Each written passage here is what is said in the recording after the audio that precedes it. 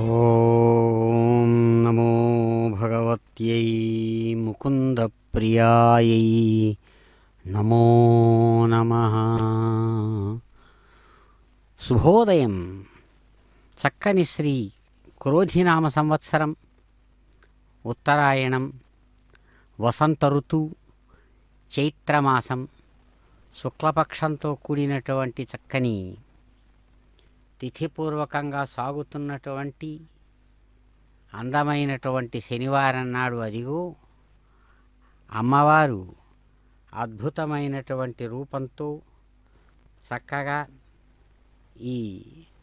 పంచమీ తిథిపూర్వకంగా సాగుతున్నటువంటి శనివారం నాడు తమ నిత్య తీరు కళ్యాణోత్సవ విశేషాన్ని నిర్వహించుకుంటూ ఉన్నటువంటి శుభక్షణాలు. లక్ష్మీం క్షీరసముద్రరాజతనయాం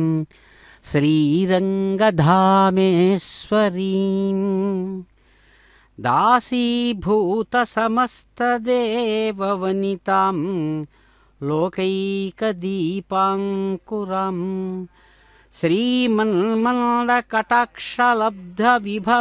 శ్రీమన్మందకటాక్షలబ్ధవిభవబ్రహ్మాది గంగాధరాం.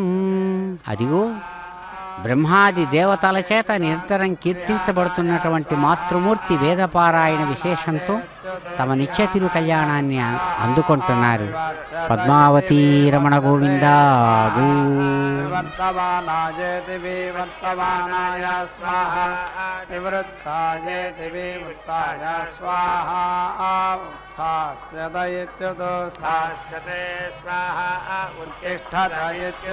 తిష్టతే స్వాహా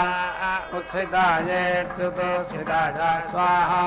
విధవిష్యతై దివి స్వాహా విధోన్వానాయేతి విధోన్వానాయ స్వాహా విధూతాయేతి విధూతాయ స్వాహా ఉత్క్రగ్యస్యతైత్యుత క్రగ్యస్యతే స్వాహా ఉత్క్రామదయేత్యుత క్రామతే స్వాహా ఉత్క్రాంతాయేత్యుత క్రాంతాయ స్వాహా విధవిష్యతైతి విధవిష్యతే స్వాహా విధోన్వానాయేతి విధోన్వానాయ స్వాహా విధూతాయేతి విధూతాయ స్వాహా సంక్రమిష్యతే స్వాహా సంక్రమ్యమానాయ స్వాహా సంక్రమితాయ స్వాహా ఖండోయిష్యతే స్వాహా ఖండూయమానాయ స్వాహా ఖండూయితాయ స్వాహా నికషిష్యతైతి నికషిష్యతే స్వాహా నికషమానాయేతి నికషమానాయ స్వాహా నికషితాయేతి నికషితాయ స్వాహా యత్ అత్తి తస్మై స్వాహా యత్ పిబతి తస్మై స్వాహా యత్ మేహతి తస్మై స్వాహా యత్ సకృత్ కరోతి తస్మై స్వాహా రేతసే స్వాహా ప్రజాభ్యయితి ప్రాజాభ్యః స్వాహా ప్రజననాయేతి ప్రాజననాయ స్వాహా సర్వస్మై స్వాహా అగ్నయే స్వాహా వాయవే స్వాహా సూర్యాయ స్వాహా ఋతం అసి ఋతస్య ఋతం అసి సత్యం అసి సత్యస్య సత్యం అసి ఋతస్య పంథాః అసి దేవానాం ఛాయా అమృతస్య నామాయతే సత్యం యతే త్వం ప్రజాపతిరితి ప్రజాపతిః అసి అధీతి యతే అస్మిన్నే వాజిని ఇవ సుభా స్వర్ధన్తే దివః సూర్యేణ విషః అపః భవతే పశం గోపా ఇతి గోపాః ఇర్యః పరిస్మేతి పరిచ్మా అగ్నయే స్వాహా వాయవే స్వాహా సూర్యాయ స్వాహా ఋతం అసి ఋతస్య ఋతం అసి సత్యం అసి సత్యస్య సత్యం అసి ఋతస్య పంథాః అసి దేవానాం ఛాయా అమృతస్య నామ తత్ సత్యం యత్ త్వం ప్రజాపతిరితి ప్రజాపతిః అసి అధీతి యత్ అస్మిన్నే వాజిని ఇవ శుభః స్వర్ధన్తే దివః సూర్యేణ విషః అపః ऋणानः भवते गव्यन्ने पशं न गोपा इति गोपाः इर्यः परिज्वेति परिज्मा साध्याः वै देवाः स्वर्गकामाः इति सुवर्गाकामाः एतां षड्रात्रमिति षट् रात्रम् अपश्यन्नेतां येते अहरण्ये अगजन्तारतः वै ते सुवर्गमिति सुवहागौ लोकम् आयन्ने ये एवं विद्वागुंसः षड्रात्रमिति षट् रात्रम् आसते सुवर्गमिति सुवहागम् देवालोकम् यन्ति देवसत्रमिति देवासत्रम् वै षड्रात्र इति षट् रात्रः प्रत्यक्षमिति प्रत्यक्षम् हि एतानि पृष्ठानि ये एवं विद्वागुंसः षड्रात्रमिति षट् रात्रम् आसते साक्षादिति साक्षात् एव देवताः अभ्यारोहन्तीत्यभि आरोहन्ति षड्रात्र इति षट् रात्रः भवति षट् वै ऋतवः षट् पृष्ठानि पृष्ठैः एव ऋतून् अन्वारोहन्ति च नो आरोहन्ते ऋतुभिरित्यऋतुभिः संवत्सरमिति संवत्सरं ते संवत्सर इति संवत्सरे एव प्रतीति तिष्ठन्ते बृहद्रथन्तराभ्यामिति बृहत् रथन्तराभ्यां यन्ति यं वाव रथन्तरमिति रथम् तरम् असौ बृहद् आभ्याम् एव यन्ति अथो इति अनयोः एव प्रतीति तिष्ठन्ति एते इति वै यज्ञस्य अञ्जसायने इत्यञ्जसा अयने श्रुति इति ताभ्याम् एव स्वर्गमिति सुवहागम् लोकम् यन्ति त्रिवर्धते त्रिवर्धे अग्निष्टोम इत्यग्ने सोमः भवति तेजः एव अवेति रुन्धते पञ्चदश इति पञ्चदशः भवति इन्द्रियम् एव अवेति रुन्धते सप्तदश इति सप्तदशः भवति अन्नाद्यस्येत्यन्नाद्यस्य अवरुद्ध्या इत्यवरुद्धिः अधो इति प्रेति एव तेन जायन्ते एकविकंस इत्येकविकंसः भवति प्रेतित्या इति प्रदेशित्यैः अधो इति रुचम् एव आत्मन् दधते प्रणव इति त्रिणवः भवति विजित्या इति विजित्यैः त्रयस्त्रिकंस इति त्रयः त्रिकंसः भवति प्रतिष्ठित्या इति प्रदेशित्यैः सदाह विद्धानि न इति सदः विद्धानिनः एतेन षड्रात्रेणेति षट् रात्रेण यतेरन्य आस्वत्सि इति हविष्ठानमिति हविः च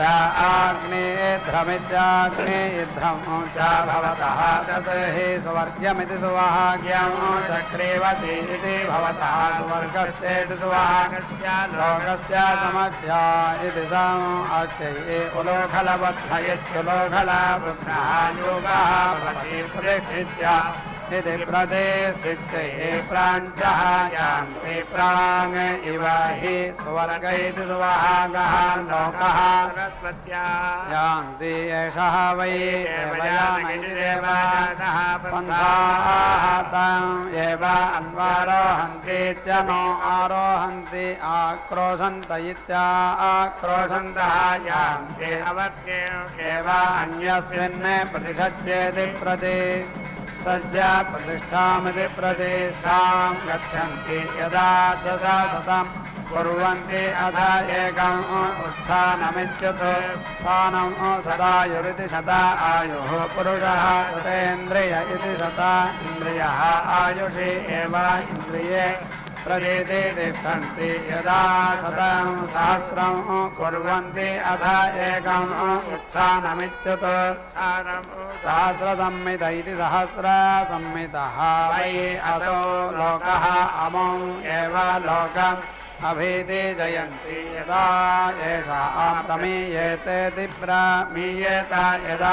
वाजीयरन् अथ एकम् उत्थानमित्युत स्थानं तत् हि तीर्थं कुसुरबिन्दः औद्दालगिरित्यौद्दालगिः अकामयता पशुमानिति पशुमानस्यामिति सा एतां सप्तरात्रमिति सप्तरात्रम् येति आहरत् तेन अयजत तेन वै सह यावन्तः ग्राम्याः पशवः तान् अवेति अरुन्धा यः एवं विद्वान् सप्तरात्रेणेति सप्तरात्रेण यजते यावन्तः एव पशवः तान् एव अवेति रुन्धे सप्तरात्रै सप्तरात्रः भवति सप्तग्राम्याः पशवः सप्त आरण्याः सप्त छन्दागुंसि उभयस्य अवरुद्ध्या इत्यवरुद्धेः प्रवर्तते त्रिवर्ते अग्निष्टोम इत्यग्ने स्तोमः भवति तेजः एव अवेति रुन्धे पञ्चदशः भवति इन्द्रियम् एव अवेति रुन्धे सप्तदश इति सप्त यथा भवति अन्नाद्यस्येत्यन्न अद्यस्य अवरुद्ध्या इत्यवरुद्धेः अधो इति प्रेति एव तेन जायते एकविंश इत्येका विगुंसः भवति प्रतिष्ठित्या इति प्रतिष्ठित्यै अथो इति रुचम् एव आत्मन् धत्ते त्रिणव इति त्रिनवः भवति विजित्या इति विजित्यै पञ्चविगुंस इति पञ्चविंशः अग्निष्टोम इत्यग्ने सोमः भवति प्रजापतेरिति प्रजापतेः आप्यै महाव्रतवान् इति महाव्रतवान् अद्यस्य अवरुद्ध्या इत्यवरुद्धैः विश्वजिदिति विश्वाजिते सर्वपृष्ठ इति सर्वपृष्ठः अतिरात्र इत्यतिरात्रः भवति सर्वस्य अभिदित्या इत्यभिदित्यैः यत् प्रत्यक्षमिति प्रत्यक्षम् पूर्वेषु अहस्तित्याः सुपृष्ठानि उभयोरित्युपा योः प्रत्यक्षमिति प्रत्यक्षम् विश्वजिदिति विश्वाजिति यथा दुग्धाम् उपसीदतीत्युपसीदति एव उत्तममित्युत्तमम् स्यात् न एकरात्र इत्येकरात्रः च न स्यात् बृहत्प्रथन्तरे इति बृहत्प्रथन्तरे पूर्वेषु अहस्तित्यासु उपदीयन्ति यम् अवरथन्तरमिति रथन्तरम् असौ बृहत् आभ्याम् एव नयन्ति अथो इति अनयोः एव प्रतीति तिष्ठन्ति यत् प्रत्यक्षमिति प्रत्यक्षम् विश्वजिदिति विश्वाजिति पृष्ठानि वयन्ति चुपायन्ति यथा प्रताम् गृहे तादृक् एव तत् बृहस्पतिः अकामयता ब्रह्मवर्चसीति ब्रह्मा वर्चसी स्याम् इति सहायताम् अक्षरात्रमित्यक्षरात्रम् अपश्यते ताम् येति अहरत् तेन अयजता तथा वै सः ब्रह्मवर्चसीति ब्रह्मा वर्चसी अभवत्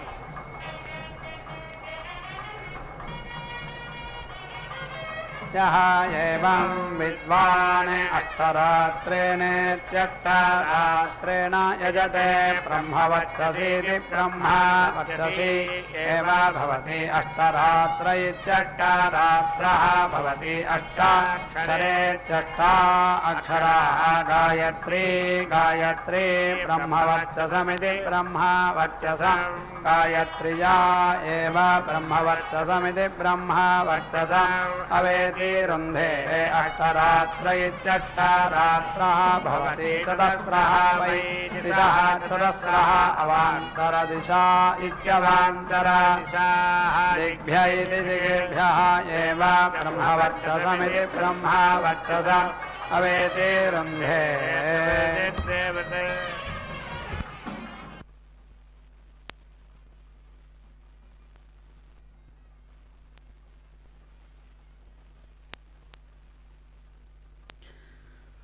ఓం నమో భగవత్యై క్షీరాబ్ధికన్యకాయై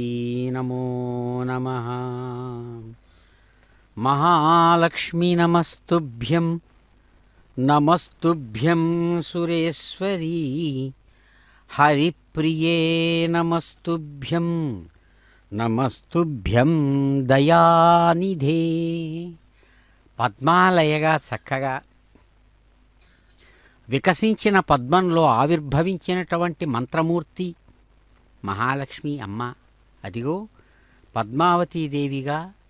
సమస్తమైనటువంటి బ్రహ్మాది దేవతలు నిరంతరం ఎవరి యొక్క పాదపద్మ ద్వంద్వాన్ని సేవిస్తున్నారో అటువంటి దివ్యస్వరూపిణిగా ప్రత్యక్షమై తిరుచుకనూరు మహాసామ్రాజ్ఞిగా చక్కగా తమ నిత్య కళ్యాణ విషయంలో భాగంగా అదిగో లక్ష్మీనారాయణులు ఇరువురు కూడా లక్ష్మీనారాయణ స్వరూపంతో వధూవరులుగా పూజలందుకుంటున్నటువంటి శుభక్షణాలలో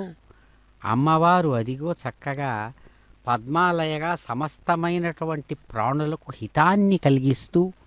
హితాన్ని కల్పిస్తూ చక్కనైనటువంటి హారతార కిరీటాది విశేషాలతో హరిప్రియురాలుగా మా సురేశ్వరి మీకు నమస్సుమాంజలులు అంటూ అదిగో కైంకర్య పరులు చక్కగా అమ్మవారిని సేవిస్తూ ఉండగా సమస్తమైనటువంటి ఉపచార విశేషాలను శక్తి భక్తి ఉపచారాదులను చక్కగా స్వీకరిస్తూ అమ్మవారు జగన్మాతగా నమస్సుమాంజలు అందుకుంటున్నారు. అమ్మా జగన్మాత నమస్తుభ్యం నమస్తుభ్యం దయానిధే కరుణారసరూపిణి అమ్మా అంటూ కీర్తిస్తుండగా అదిగో వేదపారాయణ విశేషంతో అమ్మవారికి చక్కగా ఆనందాన్ని కలిగిస్తున్నారు.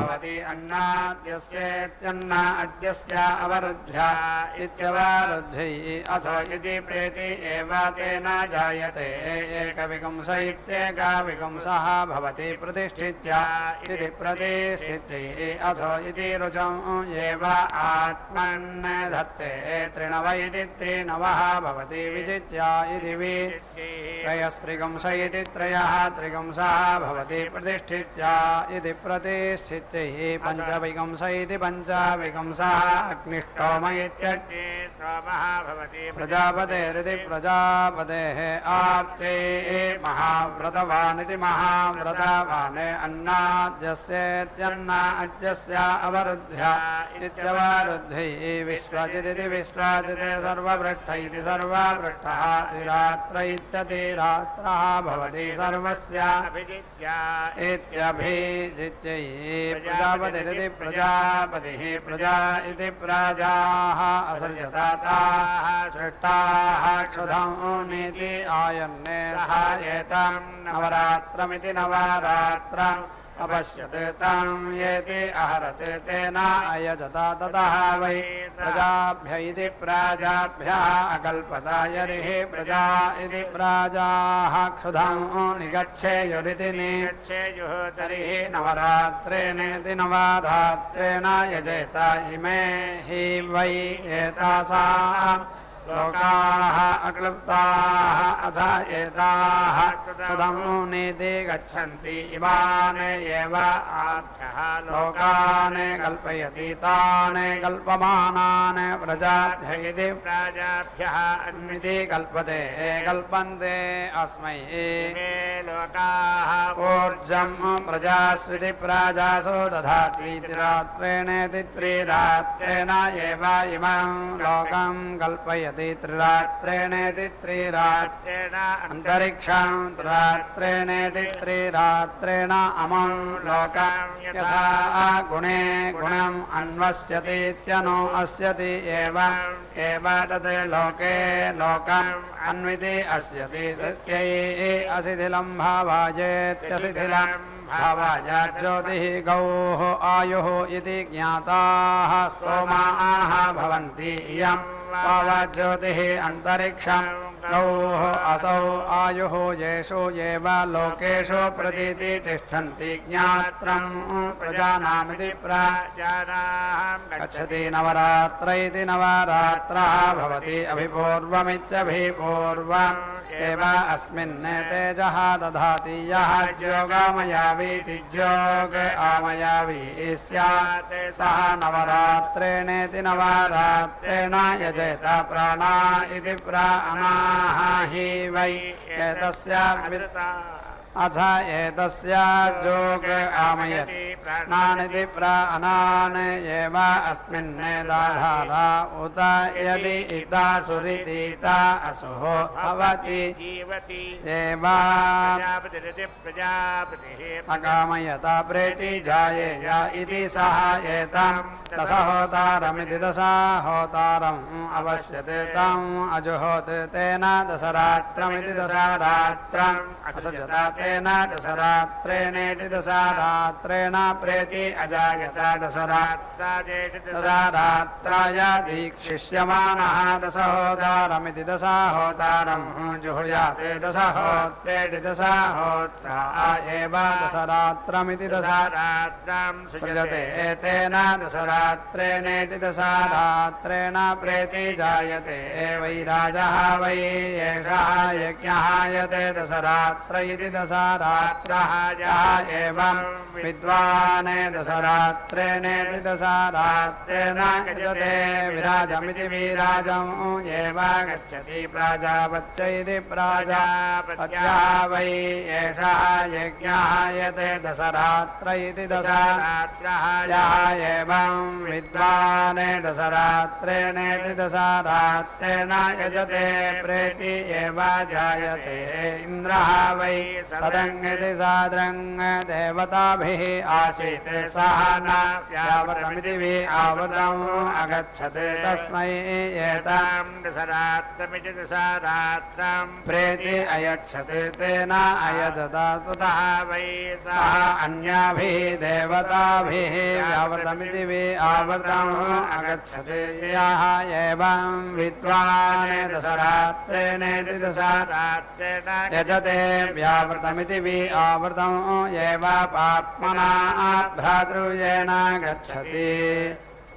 त्रिककुदिति त्रिककुत् वै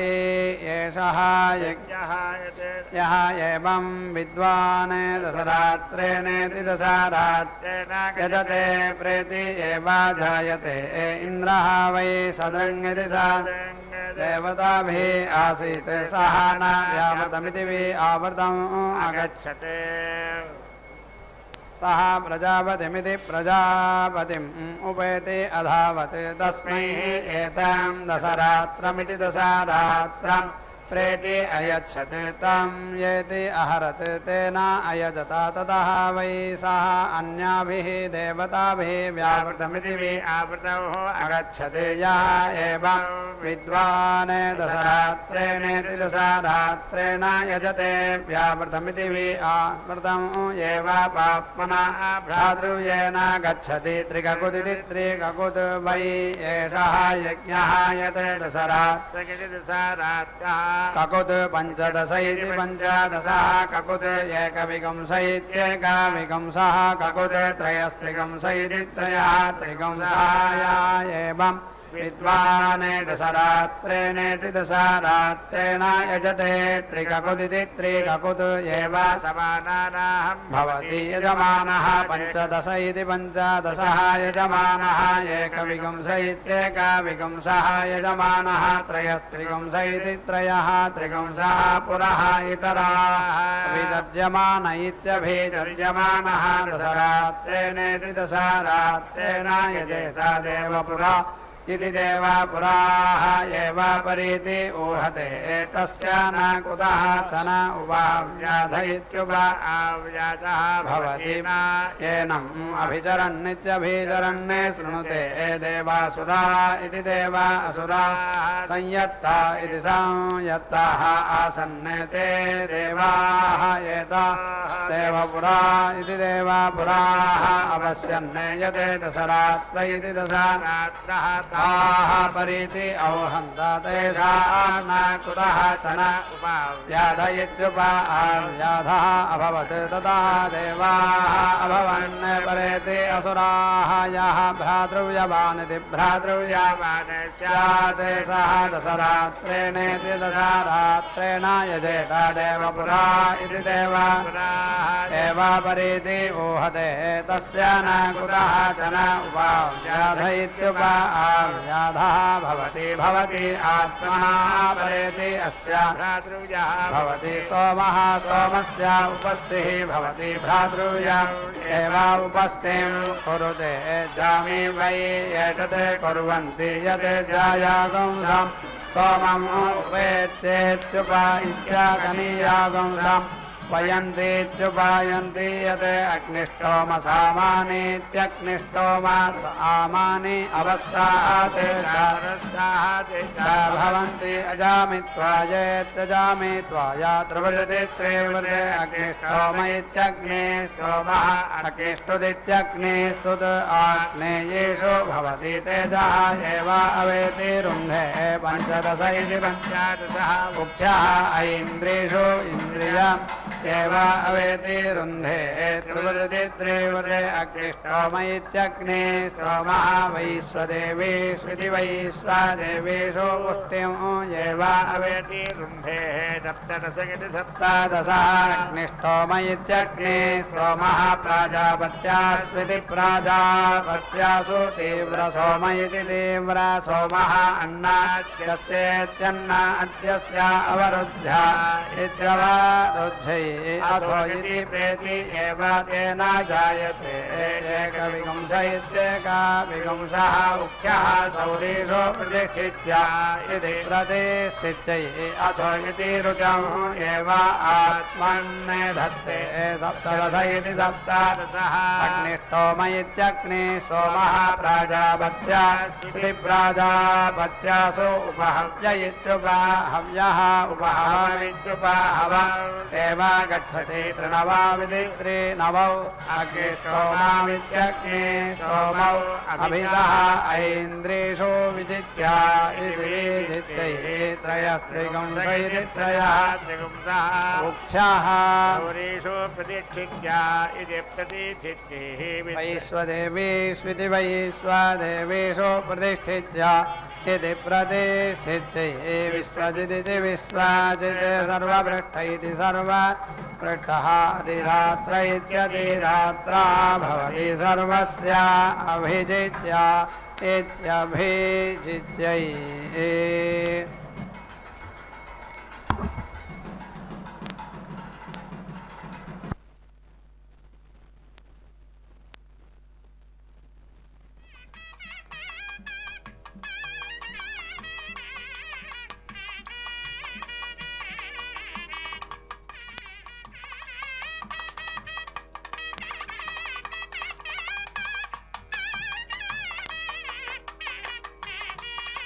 ज्ञानं विज्ञानं प्रज्ञानं जानदभिजानते संकल्पमानं प्रकल्पमानमुपकल्पमानमुपक्लुप्तं क्लुप्तं श्रेयो वसीय आयत्सम्भूतं भूतं चित्रकेतुप्रभानाभान् सम्भान् ज्योतिष्मागस्तेजस्वानादभक्षस्तवन्नभितवन् रोषणोरोतमानस्वभनस्वभमान कल्याणः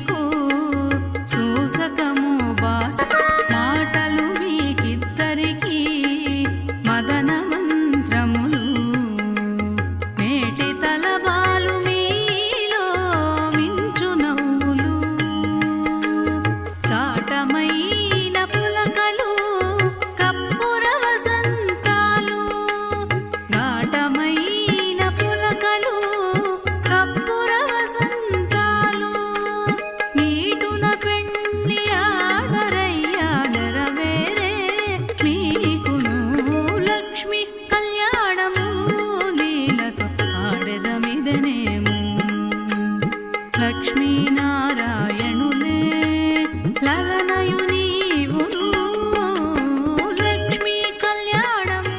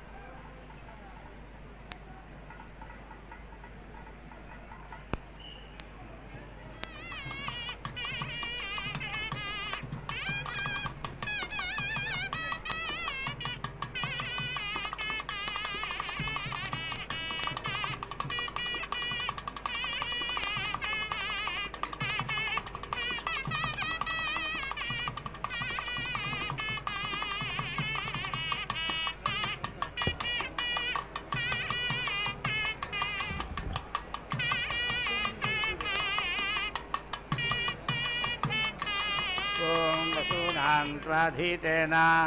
रुद्राणामूर्म्या आदित्यानां तेजसा विश्वेषां देवानां क्रतुना मरुतामेम्नायुहोमि स्वाहा अभिभूतिरहमागमम् इन्द्रसखा स्वायुधः आश्वासासु दुःसहः इदं वर्च अग्निना दत्तमागाद यशोभर्कस्य हवोजो बलञ्च दीर्घायुत्वाय शतसारदाय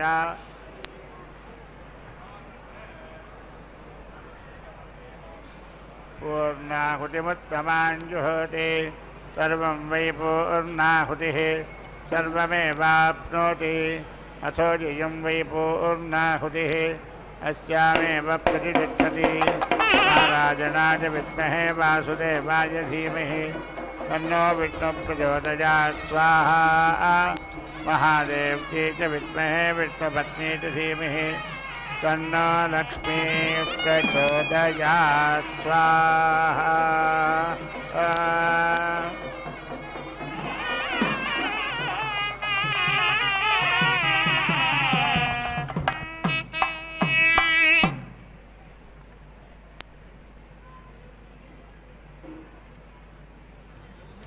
ఏమమ్మ అలమేల్ మంగ నాచారమ్మ అమ్మమ్మ ఏమమ్మ అలమేల్ మంగ నాచారమ్మ తమ్మి ఇంట నలరు కొమ్మ అమ్మమ్మ ఏమమ్మ అలమేల్ మంగ నాచారమ్మ తమ్మి ఇంట నలరు కొమ్మ పోయమ్మ అమ్మమ్మ ఏమమ్మ అలమేల్ మంగ నాచారమ్మ తమ్మి ఇంట నలరు కొమ్మ పోయమ్మ అమ్మమ్మ ఏమమ్మ అలమేల్ మంగ నాచారమ్మ తమ్మి ఇంట నలరు కొమ్మ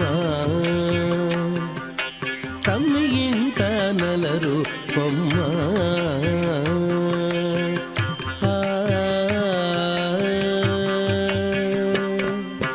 నీరిలోన తల్లడించి నీకే తల వంచి నీరి కింద పులకించి నీరమణుండు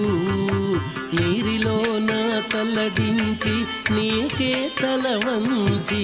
నీరి కింద పులకించి నీరమణుండు గోరికొన చెమరించి కోపమే పచరించి గోరికొన చెమరించి కోపమే పచరించి సారెకు నీ అలుకయిటే సాలించవమ్మ గోరికొన చెమరించి కోపమే పచరించి సారెకు నీ అలుకయిటే సాలించవమ్మ అమ్మమ్మ ఏమమ్మ అలమేల్ మంగ నాచారమ్మ తమ్మి ఇంట నలరు కొమ్మ పోయమ్మ అమ్మమ్మ ఏమమ్మ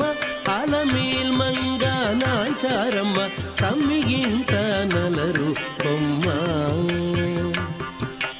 తమ్మి ఇంట నలరు కొమ్మ